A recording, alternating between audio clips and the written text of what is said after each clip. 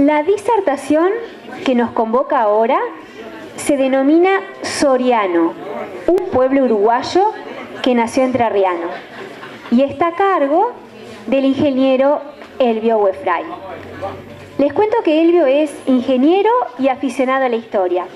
Escribió varios libros acerca de la presencia de los jesuitas en nuestra zona y en particular de la influencia de los aportes indígenas en los ejércitos de José Gervasio Artigas y de Francisco Ramírez.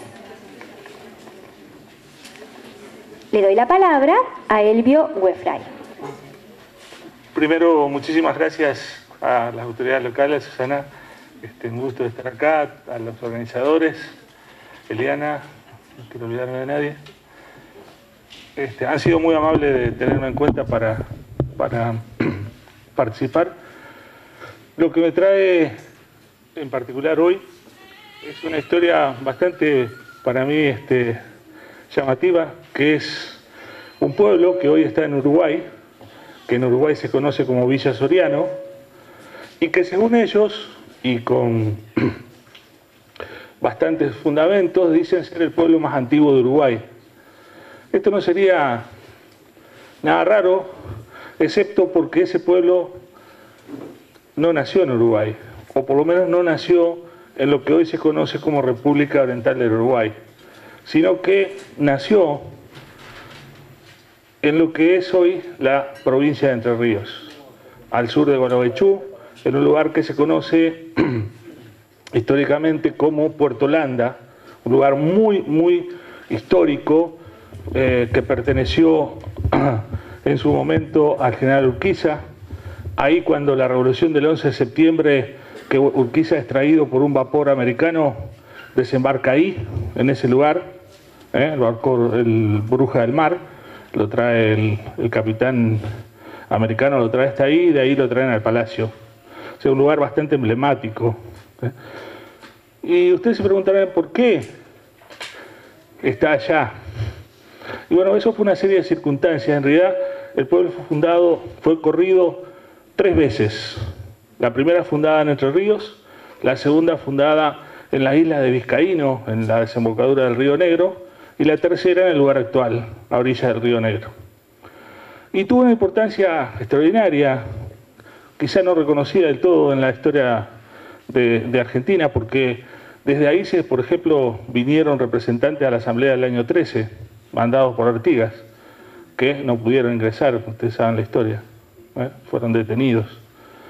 También de ahí participaron gente en el Congreso de los Pueblos Libres, acá en Concepción del Uruguay. Ahí vivió el padre de Manuel Belgrano, tenía un almacén en Villa Soriano. Y hay una historia muy interesante sobre por qué no se llevaba bien Artigas con Belgrano, y parece que tenía que ver con el tema del almacén del papá. Sí, alguna cosa. Bueno, todas historias, ¿no? Pero lo interesante del asunto es que tiene que ver con los jesuitas, ¿no? Los jesuitas tienen una impronta tremenda en toda esta historia nuestra, y lo extraño es que no se le dio, o no, por lo menos no tuvieron esa remarcación en nuestra historia, no fueron considerados. La razón tiene mucho que ver con lo que fueron los jesuitas y lo que hicieron los jesuitas. Ellos ocuparon, fíjense, esto es un mapa de toda la región. Aparecen acá en el 1608 aproximadamente, el padre Lozano fue uno de los principales, y vienen desde el norte, desde Perú, ¿no es cierto?, y se establecen en Asunción, y de ahí toman toda esta zona como zona de influencia, ¿sí? Y establecen lo que primero se llama Provincia Jesuítica del Paraguay. Y luego, porque esto fue creciendo, aparecen provincias jesuíticas menores, y en particular la que nos interesa, la provincia jesuítica del Uruguay, que seguramente muchos de ustedes no habrán oído nombrar, pero existió. La provincia jesuítica del Uruguay, fíjense, este es un mapa del padre Luis Ernott. Miren una cosa interesantísima. El río Uruguay, que es no era límite de frontera con lo que sería después el virreinato del Río de la Plata. la provincia jesuítica del Uruguay tenía como límite esta zona gris acá, que está marcada en el mapa, que coincide casi exactamente con lo que es el traza de la ruta autovía 14. Quiere decir que toda la zona, llamémosle occidental del río Uruguay, pertenecíamos a la provincia jesuítica del Uruguay. Y eso es lo que trajo después a colación que los orientales no sean nuestros hermanos uruguayos, orientales del río Uruguay. Los orientales eran orientales del río Paraná. Y así figura cuando cuando Ramírez firma el Tratado del Pilar, firma como jefe de los pueblos orientales. No es que se tomó él la atribución de Artigas, era de los pueblos orientales del río Paraná. Después se corrió. El río Uruguay nunca fue una frontera, jamás. El río Uruguay era una zona de paso y tenía innumerables pasos a pie. Muchos los conocemos, Paso Paysandú, Paso Vera, Paso de las Gallinas hacia el sur. Y la otra zona que remarcaba esto era esta acá, que es lo que limitaba, separaba del mar, porque ahí había lo que se llamaba la vaquería del mar. ¿Qué era esto? Millares de vacas que se habían reproducido a raíz de Hernandarias, que las introdujo en la isla del Vizcaíno, y después se quedaron sueltas y repoblaron toda esta zona. Acá en Entre Ríos y en Uruguay llegó a haber casi 1 millón de vacas sin dueño, y que después dio origen a una fortuna bastante interesante de comentar. Bien, entonces las provincias jesuíticas se fueron dividiendo. La de Paraguay, que fue la original, aparece Uruguay, como les dije recién, y Tape. Tape es una palabra que usamos frecuentemente, despectivamente, para nombrar a alguien indígena. Bueno, significa literalmente guaraní, Tape, y era la provincia norte, lo que sería hoy Río Grande do Sul. Una cosa, para quedar claro, los jesuitas eran una orden religiosa, pero con una raíz militar. Esa raíz militar a ellos los forma, no solamente en el sentido de la autoridad y el manejo, sino también le da un montón de otras prerrogativas. Por ejemplo, en su mayoría eran gente con doctorados, doctores en filosofía, doctores en letras, cosa absolutamente agarrada de los pelos con los sacerdotes que traían los españoles, que en general eran iletrados.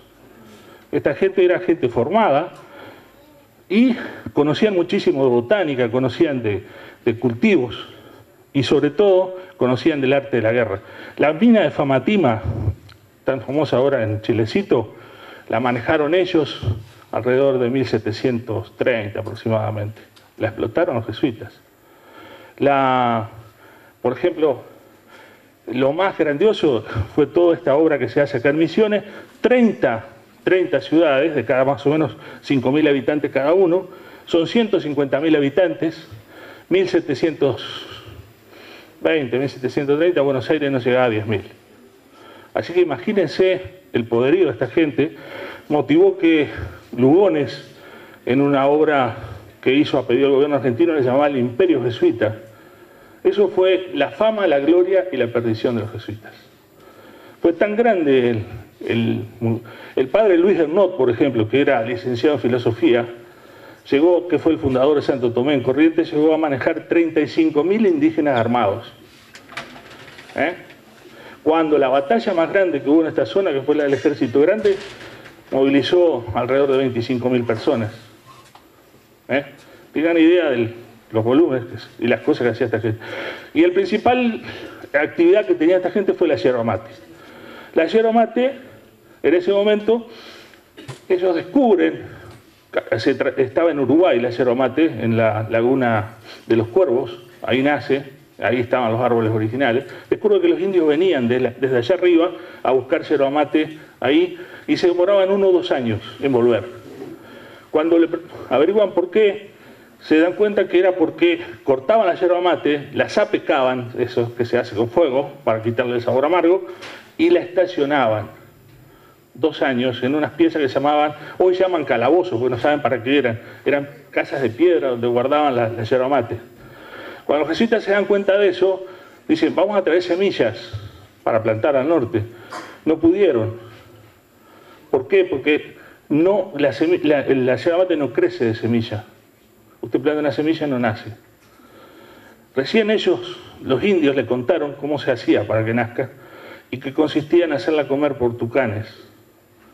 Y el jugo gástrico digería una corteza que tiene laminar la semilla y después de eso sigue naciendo. Ese conocimiento lo manejaron los jesuitas y se pierde hasta, fíjense, hasta Pancho Ramírez, que cuando él quiere retomar la República de Entre Ríos, la principal actividad económica que tenía en ese momento, la más importante, aún como si fuera el petróleo de hoy, era la yerba mate. ¿Y qué hace Ramírez? Para los que dicen que era un gaucho bruto, contrata al biólogo más grande que había en ese momento en Latinoamérica, que es el señor Bonpland, amigo de Humboldt y amigo de Simón Bolívar, y lo contrata para que descubra cómo plantar la yerba mate, cómo retomar esa cosa, ¿no? Bonpland lo descubre y le cuesta 9 años preso en Paraguay, porque en Paraguay, que estaba bajo una dictadura, era considerado esto un secreto de Estado. Y esto trajo como colación que Simón Bolívar, que era íntimo amigo de Bonpland, ordenara a Sucre que invada Paraguay, desde el Alto Perú. Fíjense. ¿Cuánto movían los jesuitas con la yerba mate? 500 millones de dólares de la moneda actual. Sí, señor, más que lo que hoy vende Argentina en yerba mate. Casi lo que se vende en carne. ¿Dónde la vendían? Alto Perú con palo, Buenos Aires sin palo. ¿Bien? Ahora, ¿cómo hacían para traer la yerba mate a Buenos Aires? No había autopista, no había aviones. El río Uruguay. Todo mapa que ustedes busquen en cualquier biblioteca entre 1650 y 1800, el río Uruguay se llama el río de los jesuitas. Y eso fue el motivo por el cual yo le puse al libro. El río, ellos desde Yapeyú, que era su sede, llegó a tener 10.000 habitantes, desde ahí mandan barcas, en principio eran barcazas, ¿no es cierto?, hechas con troncos unidos, con una casita arriba de caña, mandan a Buenos Aires yerba mate, con, por supuesto, indios que cuidaban la carga, y un sacerdote que era el encargado de cobrar, obviamente. Ahora, en esa bajada se encuentra con algunos problemas.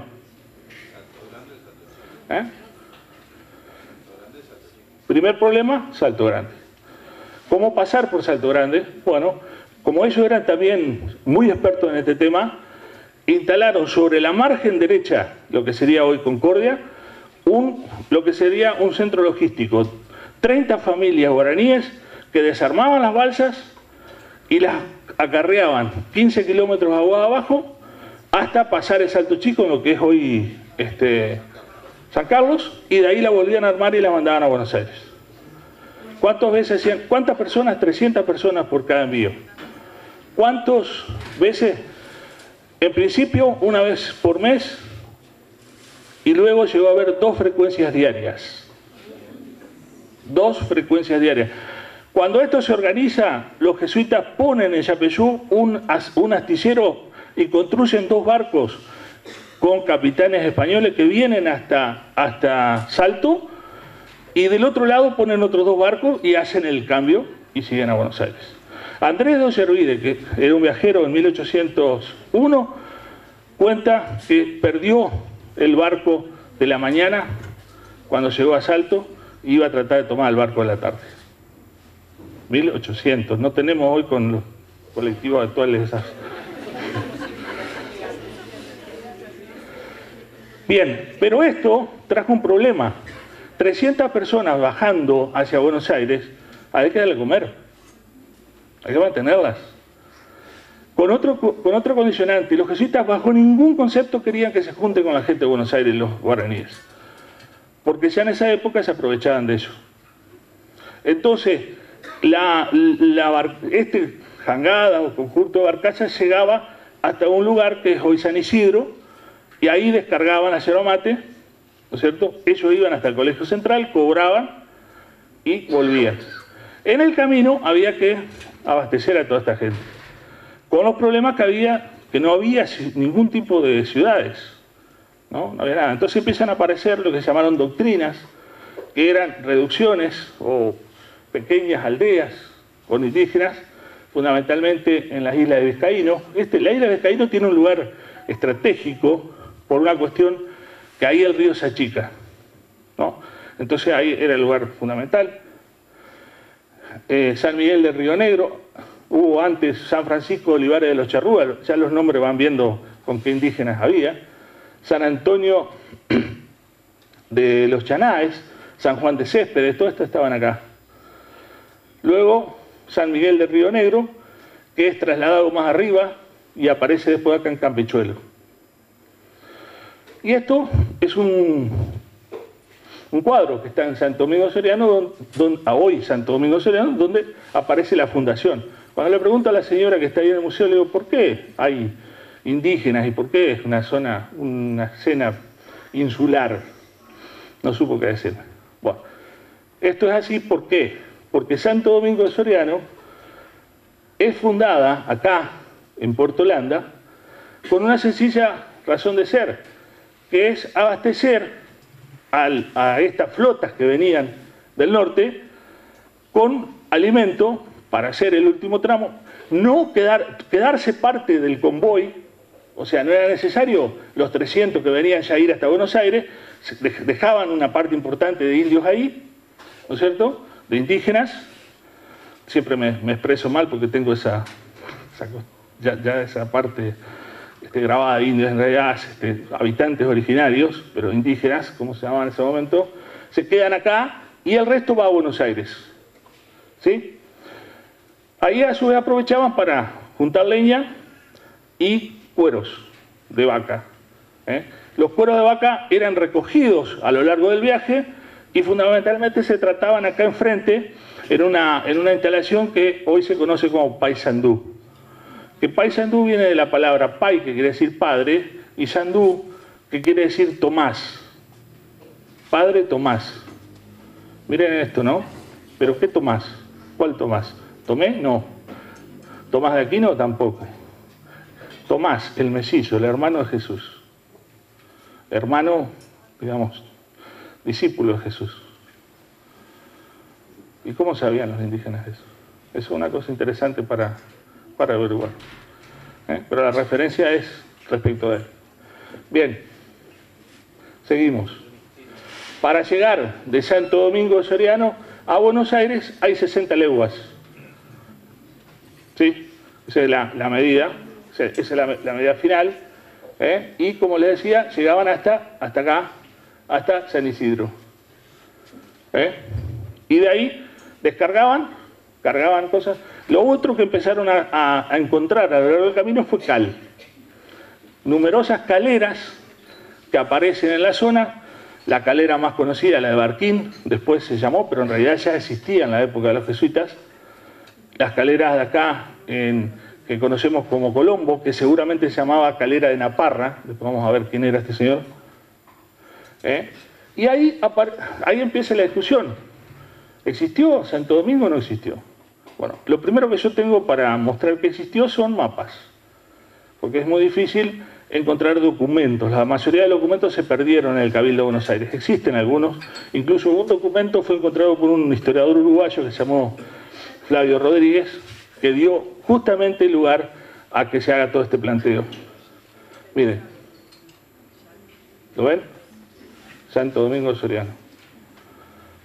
Este mapa de los padres Ovalle, techo de 1703, miren, y ahí que dibujan una iglesia. ¿Qué significa esto?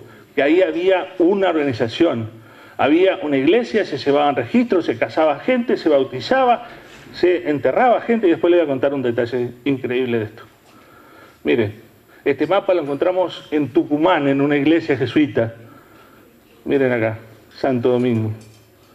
¿Qué hay acá? Buenos Aires, Santa Fe, ¿y qué más? Nada más. Las 3 ciudades que existían en el 1600. Miren, mapa encontrado en la biblioteca del rey de Francia. Santo Domingo de Soriano. Enfrente, Islas de Vizcaíno. ¿Ven? Está en francés el mapa. Mapa encontrado en Holanda. Islas del Vizcaíno, Santo Domingo de Soriano, Río Uruguay. Este ya más lindo, más artístico. Mapa encontrado en la Biblioteca Nacional de Francia, hecha por el editor mayor, un general que era lo que hacían estos mapas. Miren, la iglesia, fíjense el detalle acá, no se ve quizás bien. Arriba hay un gallito. ¿Saben lo que significa un gallo en arriba de la iglesia? Que esa iglesia es protestante. Si ustedes van a Europa, la iglesia de arriba, a diferencia de la que tenemos acá enfrente, arriba, en vez de arriba de la cruz hay un gallito. Se lo ponía para significar que ahí se habían convertido, digamos, a la nueva religión, o a la religión reformada. Esto probablemente es influencia del que dibujó el mapa. No porque acá fueran protestantes, sino porque él lo hizo en Holanda, y en Holanda ya eran todos calvinistas, ¿sí? ¿Se entiende?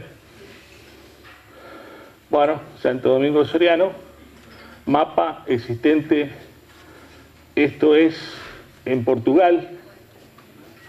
Estos son todos mapas que aparecieron ahora, que los pudimos encontrar gracias a que se están digitalizando todas las bibliotecas de Europa. Entonces uno puede acceder a estas cosas. Lamentablemente antes no podíamos. Antes la única posibilidad que tuve fue acceder al archivo de India, y como gran tonto caí un día de mañana ahí a golpear las manos, ¿viste? Me abre la puerta un señor y me dice, ¿qué viene? Dice, vengo a mirar un mapa. No, me sacaron, no, olvídese. Dice, vaya enfrente, ¿viste? Y enfrente había una oficinita, me sacaron una foto, me dieron un carnet y un código así para entrar a internet. Chao. En eso consistió toda mi visita y luego que ya nada más nadie visita así en Europa, por lo menos los museos, uno puede acceder a cada libro en forma digital. Lo que es grandioso, ¿no? Porque si no, personas como nosotros que no tenemos posibilidades no tendríamos el tiempo necesario para investigar. Fíjense, otro mapa, esto es también, fíjense acá, ven lo que dice Misiones, miren, Santo Domingo de Soriano, y acá abajo estaría Buenos Aires. Este otro mapa, muy interesante, este aparece en Holanda, fíjense, Santo Domingo de Soriano, y acá hay una cosa muy interesante, miren esto, la Capilla, un pueblo que no existe en los mapas oficiales ni siquiera del Uruguay. Lo interesante es que el pueblo existe, está sobre el Arroyo Negro, un poquito abajo del frigorífico que tienen los uruguayos acá. Existe el pueblo. ¿Y por qué lo ponen ahí? Porque este arroyo, que se llama Encantado, o se llamaba en ese momento Encantado, hoy se llama Arroyo Negro, tenía pepitas de oro, traía pepitas de oro del centro de Uruguay. Entonces ahí eran donde iban a buscar oro, los jesuitas mandaban a los indios a buscar oro ahí. Miren, Santo Domingo de Soriano, este es un mapa encontrado también en Francia. Santo Domingo de Soriano, mapa. Bueno, así como este es el más interesante de todos. Mapa encontrado en Holanda, muestra las calles y las chacras de Santo Domingo de Soriano. Miren, lo que está en rojo son casas y lo que están en verde son chacras. ¿Y qué más hay acá? Esto que no es Colonia, es San Gabriel, que es anterior a Colonia, Buenos Aires, el fuerte de Buenos Aires, que lo encontraron abajo de la Casa de Gobierno, Santa Fe, como fuerte. Este es quizá uno de los mapas más emblemáticos, ¿no? De toda esta... Cuando la gente dice que no existió, ¿dónde estaba? Bueno, y hay un periodo, como les dije, en el cual Santo Domingo está en Entre Ríos. ¿Cuánto duró? 80 años, desde entre aproximadamente 1624 hasta 1704, donde los charrúas, que tenían un arreglo con los jesuitas le pagaban a los charrúas para que pastoreen sus vacas. Hay recibos de eso, recibos firmados por los charrúas. ¡Wow! Cuando dice que los indios eran iletrados, no sabían leer, eran gente que no tenía cultura. Nada que ver. Los jesuitas no lo pudieron domesticar nunca a los charrúas porque en su concepción los charrúas no tenían la visión del bien y el mal, cosa que sí tenían los guaraníes. Los guaraníes creían en una cosa que se llamaba la tierra sin mal, que era como acceder en vida al paraíso. Esa concepción, que quién sabe de dónde la traerían, y eso es algo tela para cortar, les permitió a los jesuitas entrar en la psiquis de los guaraníes y de alguna manera tenerlos a su favor. Esto no existió con los charrúas. Los charrúas no les importaba nada. Se burlaban de los curas, por ejemplo, si ellos los hacían confesar todos los días de mañana, ¿no? Para saber en qué andaban.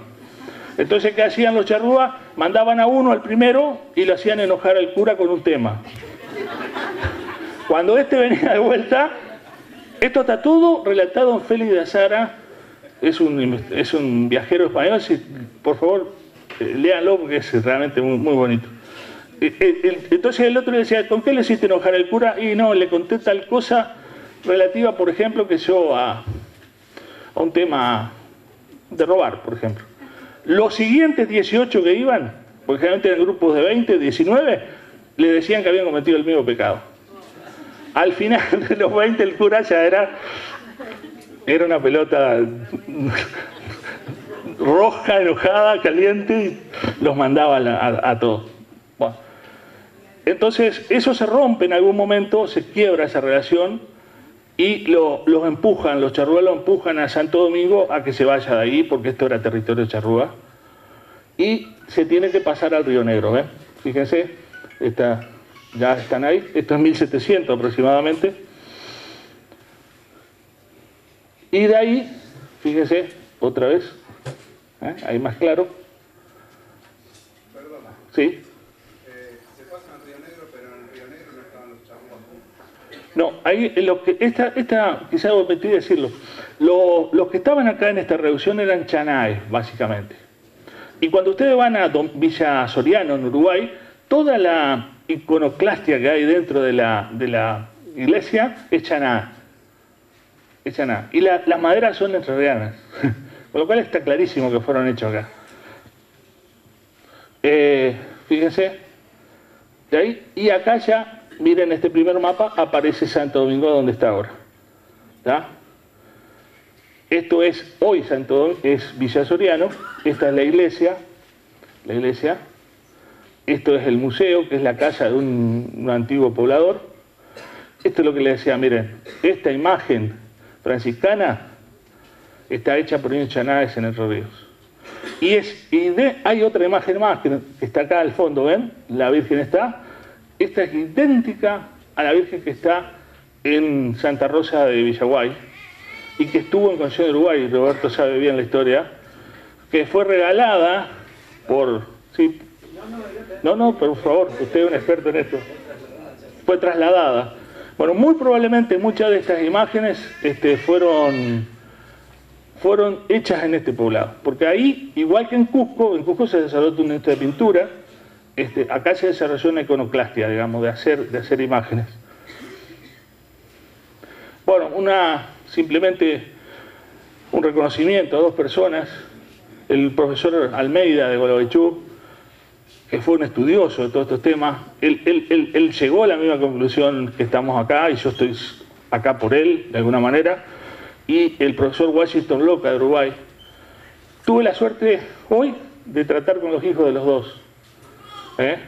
El hijo de este señor, que ahora les cuento, sí, a cargo del museo, que me llevó al lugar donde estamos buscando a Soriano, y el hijo de este señor que está en Uruguay, y la hija que está exiliada en en Bélgica, porque este señor fue declarado persona no grata en Uruguay por este planteo. Lo cual habla a veces de cómo somos las personas con la historia, ¿no? Cuando no nos gusta algo, somos capaces de cualquier cosa. Sí, lo declaramos persona... No, solo declarado persona no grata, lo echaron del cargo de director de museo de Mercedes que tenía él. Con lo cual, cuando nosotros publiqué este libro y dimos esta charla, fue realmente muy emotivo, muy emotivo. La chica desde Bélgica, este señor,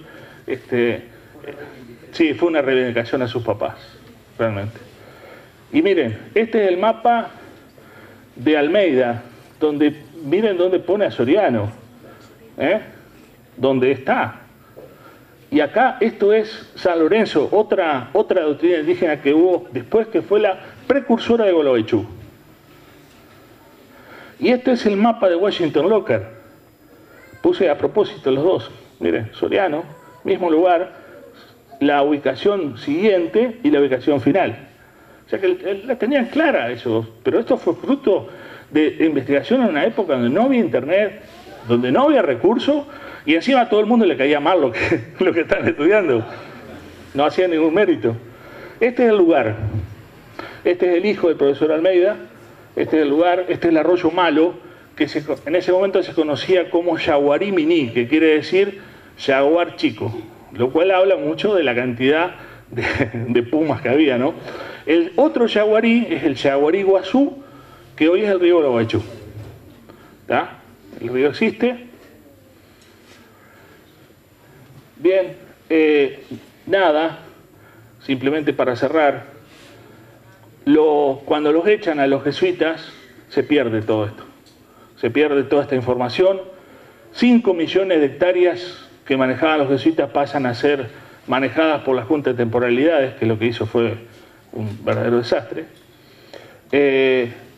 Y bueno, a raíz de eso surgen dos personas que tienen un encadenamiento. Uno es Artigas, Artigas se forma con los jesuitas, fue el administrador de Yapeyú, nadie lo cuenta eso. ¿Por qué Artigas, cuando hace la redota, se establece en Yeruá? ¿Se preguntaron eso? Porque era territorio jesuita. El virreinato del Río de la Plata terminaba en Concepción de Uruguay. Y era la parte que había pasado a manos de Lío, del virrey que estaba en ese momento. Sí. Con lo cual Artigas va y pide permiso para establecerse en Concepción de Uruguay con los uruguayos que venían, no le dan. Entonces él va, le dice, andate al territorio de ustedes. ¿Cuál era? Desde Yeruá hasta Yoquería era territorio jesuita. Hasta ese momento, 1815, si no recuerdo mal. Un poquito antes. 11, perdón.